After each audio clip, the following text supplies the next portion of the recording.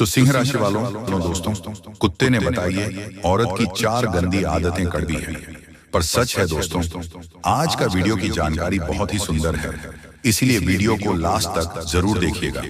मित्रों, एक बार एक वफादार और आज्ञाकारी कुत्ते की मृत्यु हो जाती है, तो वह मृत्यु के पश्चात धर्मराज के पास पहुंच जाता है।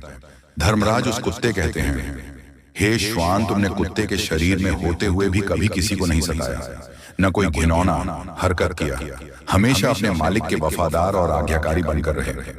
इतना तो कोई मनुष्य भी होता, वह भी नहीं करता। खैर, मैं तुम्हारे काम से बहुत प्रसन्न हूं, और जो वफादार होते हैं वह मुझे बहुत ही प्रिय होते हैं। मुझे लगता है तुम्हें धरती पर भेजकर एक अवसर और देना चाहिए।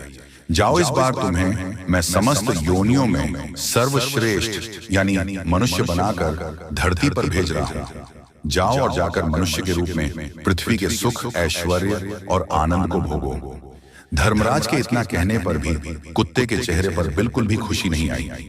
धर्मराज ने पूछा, हे स्वान, मैंने तुम्हें इतना अच्छा शरीर देने का वरदान दिया है, लेकिन तुम्हारे चेहरे पर मुझे कोई प्रसन्नता नहीं मालूम पड़ी। अरे, इस मनुष्य शरीर को पाने के लिए तो स्वर्ग में देवता भी तरसते रहते हैं, फिर तुम प्रश्न क्यों नहीं हुए?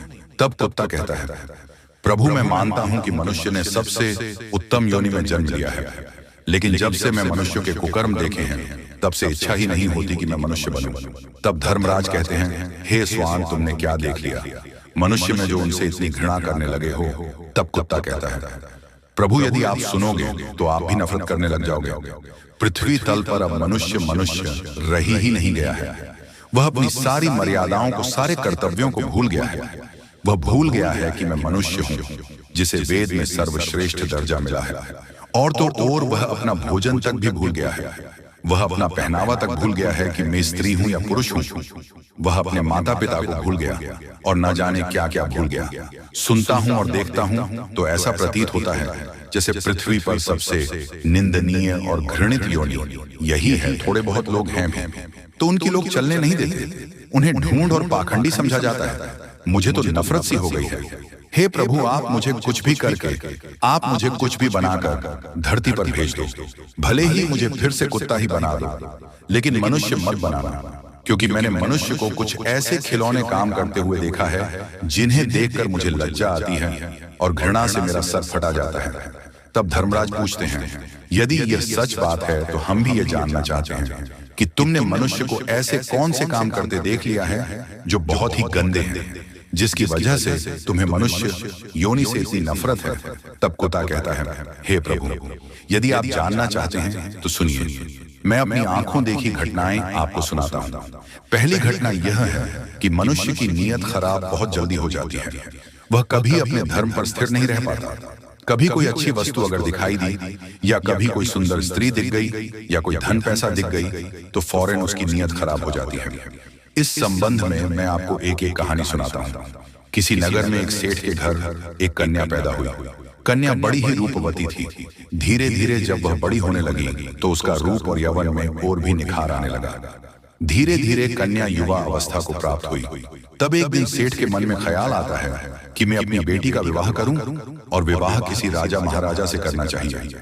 मित्रों, ऐसा विचार करके सेठ उस नगर के बाहर एक बाबा रहते थे। सेठ उस बाबा के पास जाता है और वह अपने मन की इच्छा बाबा से कहता है कि हे बाबा, हम अपनी रूपवती कन्या का विवाह किसी राजकुमार के साथ करना चाहते हैं। जरा अपने तपोबल से देखकर बताओ कि हमारी बेटी का विवाह किसके साथ होगा। अपने से देखकर बताओ कि हमारी बेटी का विवाह किसके साथ होगा। तब वह बाबा कहता है, देखिए सेठ जी, हम आपकी बेटी का भाग्य उसे देखकर ही बता पाएंगे। या तो आप अपनी कन्या को यहाँ बुलाकर लाइए, या फिर हम आपके घर चलते हैं। वह सेठ कहता है, हाँ जरूर बाबा, आप हमारे घर पधारिए। आपके चरण हमारे घर में पड़ जाएंगे तो घर भी पवित्र हो जाएगा, और हमारी बेटी का भाग्य देखकर जरूर बताए दोस्तों। अगले दिन सुबह सुबह वह बाबा उस सेठ के घर जाते हैं। कन्या को देखकर उसका भाग्य बताने पर कन्या इतनी सुंदर थी कि मोनी बाबा ही उस पर अशक्त हो गया। मोनी बाबा का मन सेठ की कन्या पर चला आया। हो गया, सोचने लगा, ऐसी कन्या यदि मुझे मिल जाए तो मेरे भाग्य खुल जाए। अब कोई ऐसा जतन करूं जिससे यह लड़की मुझे मिल जाए। यही सोच करके मोनी बाबा एकदम से रोने लगता है। मोनी बाबा को रोता हुआ देखकर सेठ ने पूछा, बाबा आप तो कभी बोलते ही नहीं थे, आपके रोने का क्या कारण है? तब वह बाबा सेठ को अकेले में और एकांत ले जाकर समझता है कि तुम्हारी कन्या की मस्तक रेखाओं को देखकर हमें रोना आ रहा है, क्योंकि इन रेखाओं का यह फल है कि यह कन्या तुम्हारे कुल का नाश कर देगी और जिस घर में जाएगी उस घर को भी ले डूबेगी। मोनी बाबा की बात सुनकर सेठ घबरा जाता है। बाबा क्या इसका कोई समाधान या कोई उपाय नहीं है जिससे कि हमारा कुल नाश होने से बच जाए?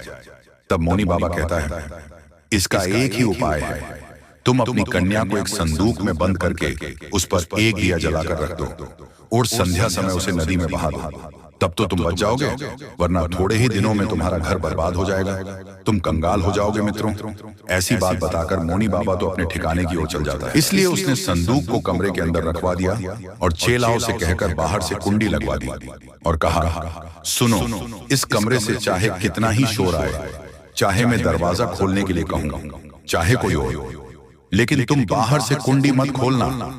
चेलाओ, कहां जो आज्ञा गुरुदेव। इस प्रकार वह मोनी बाबा संदूक के साथ कमरे में बंद हो जाता है और जैसे ही संदूक खोलकर सेठ की कन्या को देखना चाहा तो मित्रों, उस संदूक से एक खूंखार जंगली सुअर निकलता है और उस मोनी बाबा को अपनी सुर से मारना शुरू करता है। बाबा जी बहुत चिल्ला के बोलता है कि दरवाजा खोल दो, मगर किसी भी चेले ने दरवाजा नहीं खोला। आखिरकार सुअर ने बाबा को मारकर ही छोड़ा।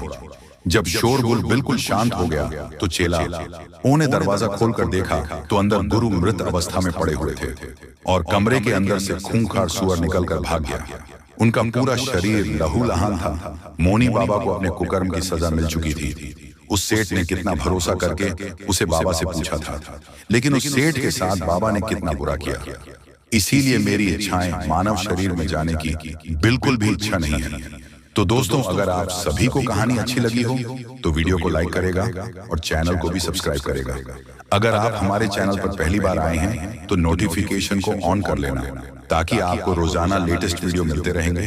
तो मिलते हैं अगले वीडियो में। आपका दिन शुभ हो। धन्यवाद।